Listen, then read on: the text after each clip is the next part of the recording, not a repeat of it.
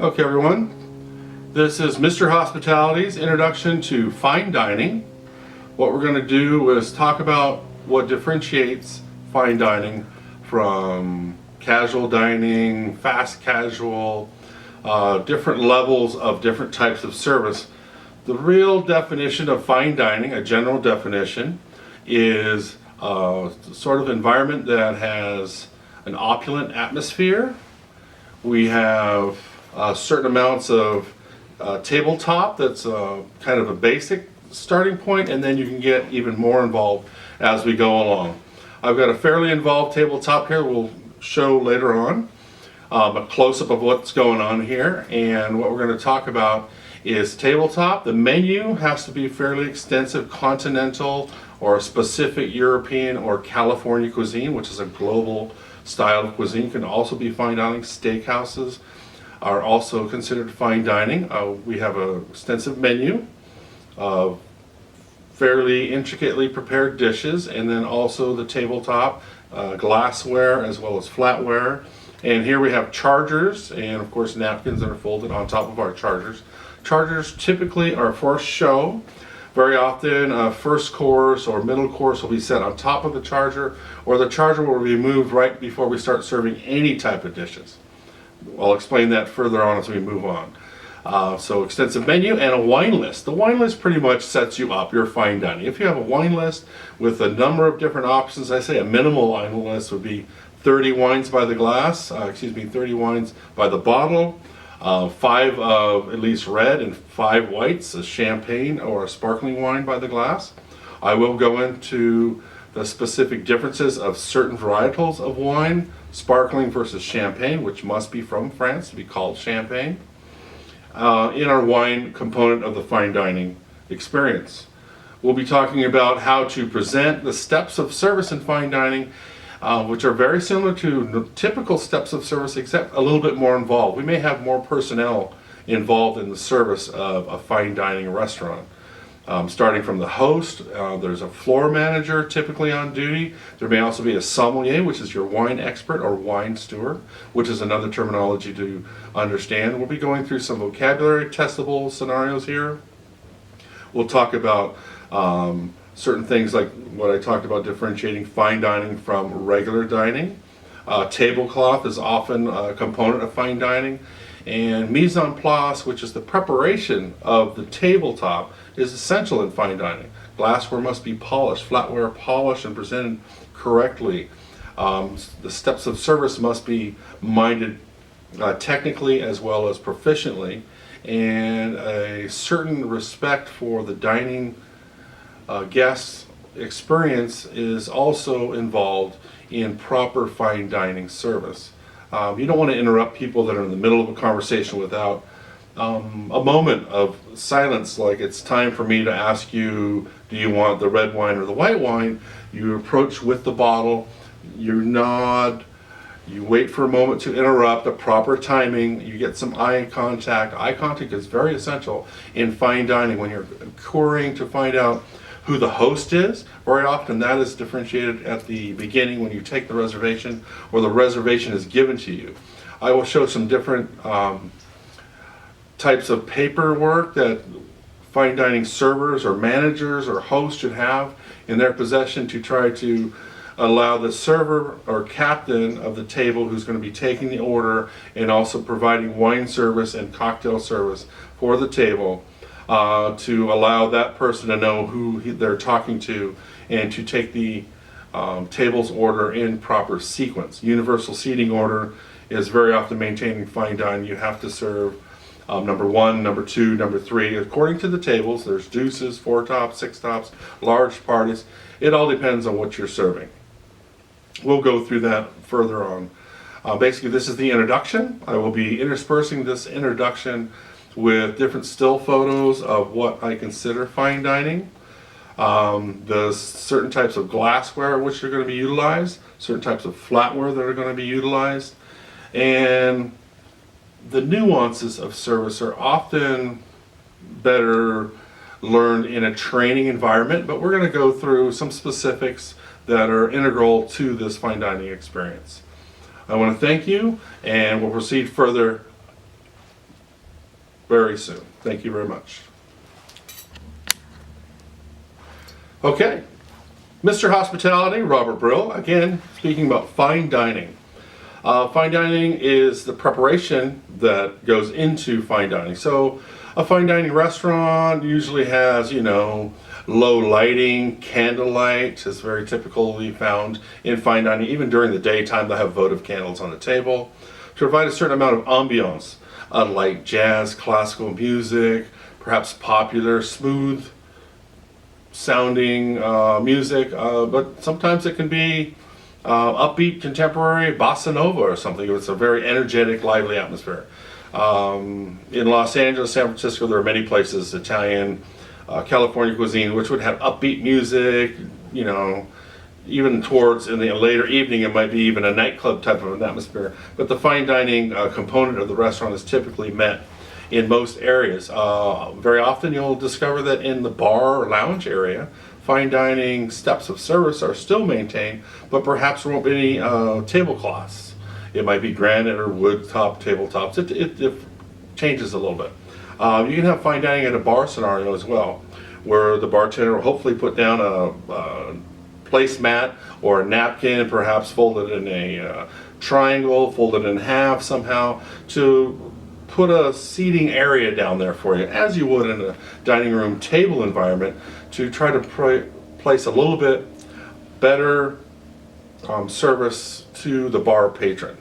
And then, of course, he takes his mise en place platter, which is a platter of silverware. Could be on a silver tray, stainless steel, could be on a porcelain plate, but it typically has a napkin or some sort of a napkin type device which protects the flatware from touching just the plain tray itself. It's a sound barrier as well, but it has your flatware and different dinnerware on there that the guest might need. It might have a small cocktail forks for shrimp cocktail, or cocktail forks for escargot.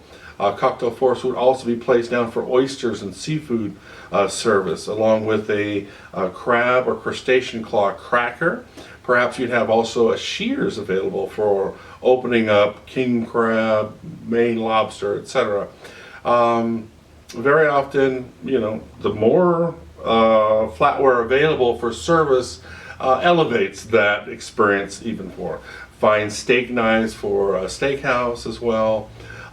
Soup spoons, then you have the dessert and dessert forks, your salad forks differentiated from your entree forks, and so forth. So there are so many different options out there. It all depends on the individual establishment's choices. Now, steps of service, we were talking about that before. Number one is the reservation.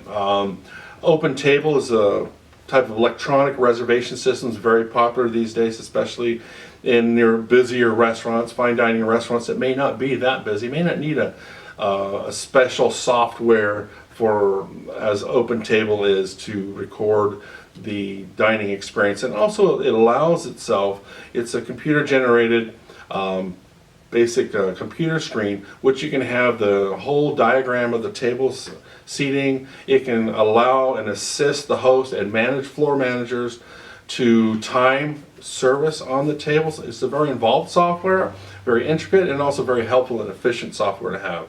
It'll tell you what time that reservation is supposed to be sat, which table it should be sat at. Special requests are involved, whether it's it might be a special occasion, an anniversary or a birthday. There might be a cake to be delivered afterwards. Presents might need a table just for presents to collect on. All types of different scenarios exist. So the number one, steps as far as proper reservation taking and acknowledgement of the host. So when the guest arrives, they're greeted from the doorway on up. As the host or the manager recognizes guests, they should be smiling. Hello there, welcome to our famous dining room. And did you have a reservation this evening? Or perhaps you would like to make a reservation. That depends on the time of day, how you're going to greet the patron. Is it a busy lobby? Have you already greeted a bunch of different people? So reading the guests, catching their eye contact, a genuine friendly greeting, and that moves on. So step one, greeting the guest and ascertaining reservation or no reservation. Once you ascertain whether the guest has a reservation or not, then you're going to move on to, are they ready? Is their table prepared and ready to be sat? open table would tell you that. But you can glance over to the table itself, obviously memorizing where your diagrams of your tables are, and figure out where the guest is going to be sat. Okay, is the server ready to be sat? Were they just sat at another table moments before, and there should be a minute or so for them to catch up, greet the table, get their cocktail or wine order ready. There's a moment of introduction that most tables in fine dining expect of attention, where someone's explaining the menu, someone's explaining a bit of the wine list, someone's explaining what the theme is for your restaurant. Are you known for steaks and seafood? Are you known for fine dining Italian? Is there some tableside service being provided here? Tableside is an old school type of continental cuisine where a gueridon is brought out, or a tray stand, a large tray is brought out, and some items are prepared tableside. Caesar salad might be prepared tableside. When you're doing anything that requires heating, then you're going to have a sturdy cart brought out where there's some chafing dishes and certain things entailed with a little bit more fine dining service. I'm not going to get too involved in that. But you're going to have someone take the guests to the table and present the menus and present the wine list to the proper person. So there's step service number 2. Proper seating of the guest and presentation of the menus. So once the table is all ready to go, or perhaps they want to be set early and maybe 1 or 2 people are straggling and haven't quite arrived yet for this reservation, you sit the table down at the table. The host and or floor manager, or even a server, or perhaps even a bus person, will assist in sitting the table, pulling out chairs for the ladies. Now, if the gentleman wants to pull out the chair for the lady, you're not going to interrupt them from doing it. You might offer to take that consideration, or you're going to defer to them and allow them to pull the chair out. This is part of the steps of service. Once the female is sat, the host is sat. I mean, it could be the reverse. The female's the host. The gentleman may not have made the reservations. But my training is to try to defer to the gentleman unless you can ascertain that that isn't the dynamic of this table. Typically the male is going to be paying, but that may not be the scenario. You're going to have to read your tables accordingly. All types of different circumstances do occur, obviously. Once the guests are sat properly, you may want to remove the napkin from one of the female you sat first, unfold it, perhaps place it on their knee for them, or offer. And very often you don't want to get too close or too personal. You just kind of carry it and gradually, deftly place it in the lap. And they'll adjust it accordingly. You're not going to be adjusting napkins in people's laps. Then it's menu time. Very often, if you're rushed or hurried, it's your house's doctrine, you just present the menu from the right. Now there's obviously types of service. You bring the menu from the right side in front of the guests, allow them to get the menu. They may just put it down right away. They're not interested in opening it right away, or maybe they're ready to look at it right away. You leave that up to them. Again, you're reading your guests as you move along, whatever they feel comfortable with. Then you move on. You're always serving the menu from the right. You may just go around clockwise or counterclockwise around the table, whatever seems to be easier, wherever you start from. The guest is served last. The host is served last. They're going to get their menu and the wine list and maybe any specialty cocktail list, unless, of course, someone asks for that cocktail list or wine list specifically, and you looked around the table, made sure that was fine from the host or whoever seems to be in charge of the table, and then dealing out the wine list in that manner. I'm going to take a moment here, take a break, and we'll move back on to step 3.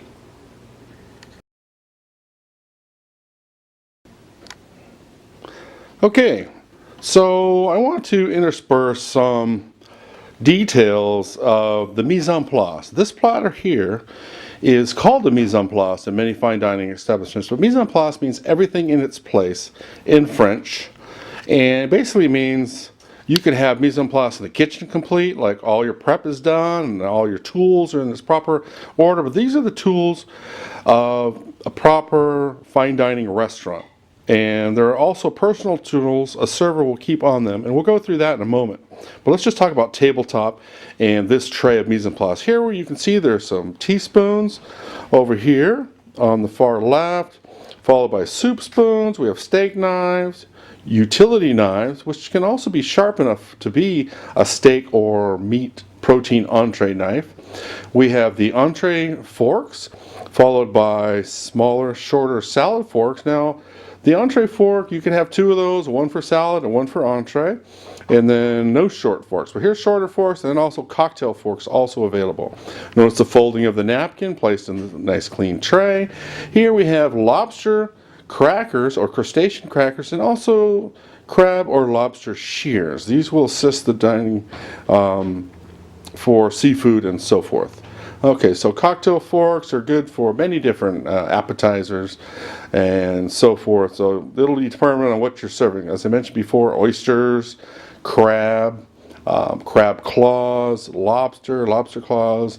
Perhaps there's a seafood plat de mer with a bunch of different types of items. Also for escargot. And we're going to move around the table real quickly. We're going to show we have some candles lit. We have one seating here that's set completely with all the glassware that you may find in initial seating. I added a cocktail glass because many times they'll be coming from the bar or the lounge area waiting for the reservations, bring their cocktail glasses, could be a wine glass, and they'll sit them there. But here we have a 3-glass setup. Proper. So the one in front could be a white wine glass. It could also be the white wine doubling for a water glass as well, very often. So water glass is first, kind of above the knives there as you see in the setup. Then we have a Bordeaux style wine glass here. You see it has the narrower hips at the bottom, coming up to the top, and then we have the burgundy glass, which is a balloon glass. This is some fine crystal that we have here, and that we for some nicer bottles of wine for service. There's the charger, the gold charger, the napkin. We have 3 forks presented here in this presentation. So we have an entree fork, perhaps a middle course pasta fork, because I have the pasta spoon on the outside here. So with pasta and certain things, you may need exactly this setup. So let's just say that you were California cuisine that specialized in famous noodle-oriented pastas, which is your pasta spoon. That could also be a soup spoon. Perhaps you're also known for fine soups. Or we can have a soup spoon over there. We bring the soup spoon from the mise en place tray over there into the seating arrangement. There's a salad fork up top, preset in a fine dining establishment very often, but these are also often brought after all the entree items and entree plates and entree flatware, and you're getting ready for dessert, then you can place them up top here. So you have a dessert spoon and a dessert fork. Okay? There we are. Thank you. Okay, welcome to Mr. Hospitality one more time. These are some of the tools that a server, a bartender, sommelier should have, fine dining establishment. So obviously you have a tie. Bow ties are very popular for many years. Getting away from those, so you'll see that I'm wearing a straight tie. Let's see, of course, name tag. Very often there'll be a vest worn or perhaps a jacket by the sommelier. And floor manager typically will have a jacket which put a name tag on that. Definitely a wine opener for opening wine. We'll go through that in the wine component as well. Pen, multiple pens, matching, stylish. As long as they work, you're doing all right, but you should have some decent pens. We're in fine dining now. Matching is always nice. A flashlight for, darkened rooms, people's eyesight are going. It's very nice to have to point out things on the menu as well, and the wine list, or just you can see someone struggling. 1 or 2 of those is very handy, at least one. And a table crummer. Table crummers come in different types. Special technique to use a table crummer. They're made for tablecloths, but will be utilized almost anywhere. The tablecloth itself actually helps push the crumbs onto the table crummer, and there's a specific method of using this that you'll have to find out from experience. It goes right up in there, and then you clean that into, not necessarily your hand, but it can very often go into the B&B or a dirty plate from the table. As you're clearing it, you're crumbing at all times, keeping them crumb free and enjoying their time at the dinner table. Okay, so we've gone through most of these tools here, the basic ones. An extra cork or a wine stopper to keep their wine fresh. If you're pouring wines by the glass, very often they come from the bar, in the bottle, poured at the tabletop, or not. And sometimes they may want to keep their champagne as fizzy and bubbly as possible, maybe one of these, but typically this will be at the bar, more than likely. This is a wine aerator. They may or may not want their wine aerated once it goes into the decanter. It's an acceleration process. Many older, finer wines or certain types of wines are considered tight in the bottle, but they just want to aerate the wine before they drink it. It oxygenates the wine and allows for a better wine drinking experience. So this is another tool that's coming about. This is actually a drip arrestor. You put this around the neck of the wine bottle. I'll bring a bottle of wine out here to show you real quick some of the techniques. So once the wine is open, obviously, you'll put this around that, and it allows it, instead of having to grab the drip that comes down off the pouring of the wine, which if you're doing it deftly enough, you shouldn't have that, but it does happen every now and then, which is what your service towel is for. You clean it with that. So that's that. Here we have some paperwork to take the order. So this is one from the University Club. Mr. and Mrs. Dr. Judge, the name of the party, the time of the reservation, the number in the party, the member number. So this is a private club, private golf resorts, etc. Even in a hotel environment, might need a room number. So they can charge to their member number a room number. That's what this is. University Club, no cash. Just goes on their monthly bill. Special instructions, past preferences. It's a birthday. It's Johnny's birthday. He's 10 years old. Things of that will be in here. It's the host's birthday. Judge Arnold is 80, and so forth and so on. So here there might be a taster. There might be a amuse-bouche, which is a little starter that may or may not be on the menu for the night. Fine dining, amuse-bouche, another term to know. Means for the mouth, amuse-bouche, to amuse the mouth. And it's something that comes out that typically in fine dining environments, it's not even on the menu. People just know, or you'll find out, that there's a little special, one spoon, one little pick-me-up bite to eat. On down the list of things here. Prospective member, associate club member, theater, symphony, that may mean they're in a hurry. Birthday, anniversary, you see that down here. Then we turn it over, and we see seat number. So universal seating order is counterclockwise from whatever point in the restaurant or dining establishment they have. This is up to 10 people. Drinks, appetizers, entree, dessert, and wine. You might have a couple other things in here, but servers, managers, we get creative. We're getting them in there somehow. All right, so that's all you really need for one table. That's plenty, up to a table of 10. Keeps it all very handy. This one has a particular holder for it. Very often servers will be using a little bit more casual. Sometimes you'll end up needing this, a guest check like this. Might even have carbon, old school, no POS system.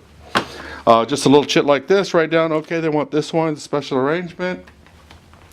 The spiral notepad, which is very handy. This is actually my scribble. You can see that this is a personal thing. I'm not handing this off to anybody, but if I thought I might have to hand this off to somebody to put the order in, like a manager, I'm getting double sat.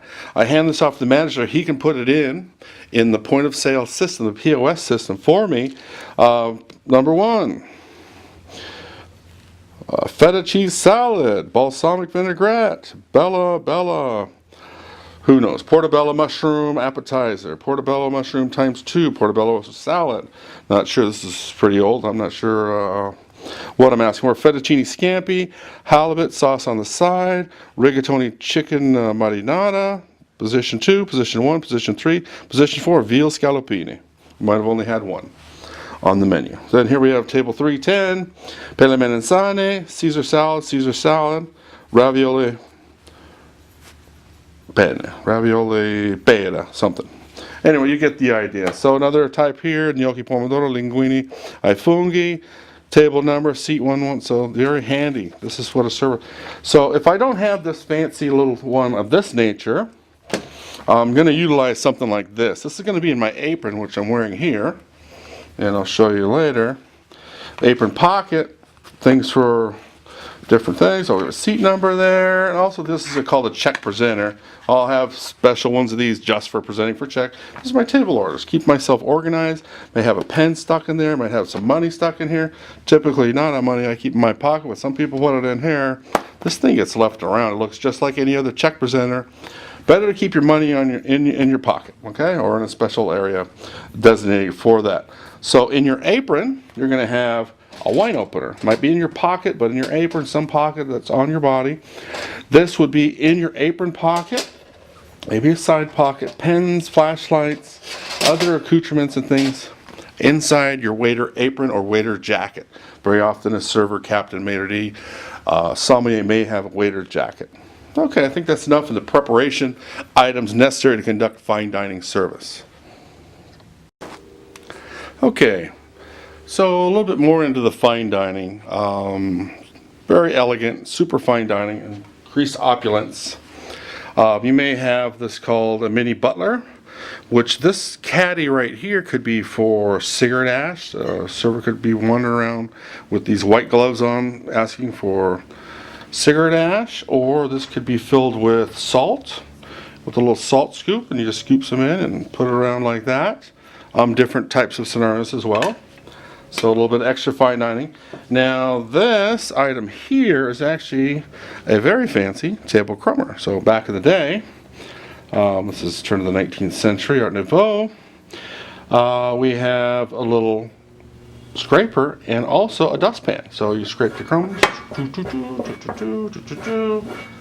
old crumbs right into there, voila, carried off. Very fancy. Okay? Just a little something extra. And the white glove service, extreme fine dining, dome service. Very often entrees will come out covered in, silver plated domes, which you carry off, and it's very fine dining. The server captain, they don't touch the plate, so it's obviously with the napkin or these white gloves.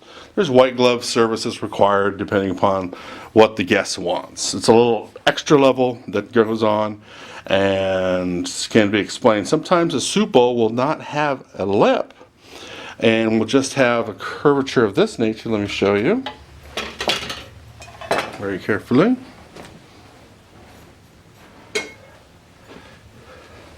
Something of this nature. Well, normally this has a nice lip. With most places have plates and flat and tabletop ware will have some type of a lip, but this does not. So it's almost a two-handed. You definitely don't want to be serving anything like this, okay? Even with the glove, it just doesn't look right. So it's one at a time from either a service tray or directly from the kitchen, one person at a time, right in front of the guests. Again, you're from the left to the right, so it's left-sided. You may need to bring it like this. Try to maintain all the steps of service. Serve from the left with the left hand, remove from the right with the right hand, but I'm removing and I'm serving. Boom.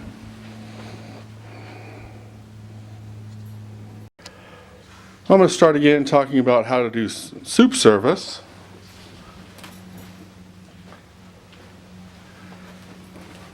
And make it easier without the flatware here. Just a real easy soup service scenario.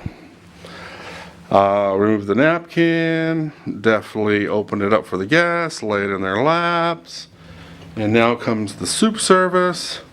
From the left, since it doesn't have a lip, I'm using two hands very carefully. Place it in the center of the charger, and voila.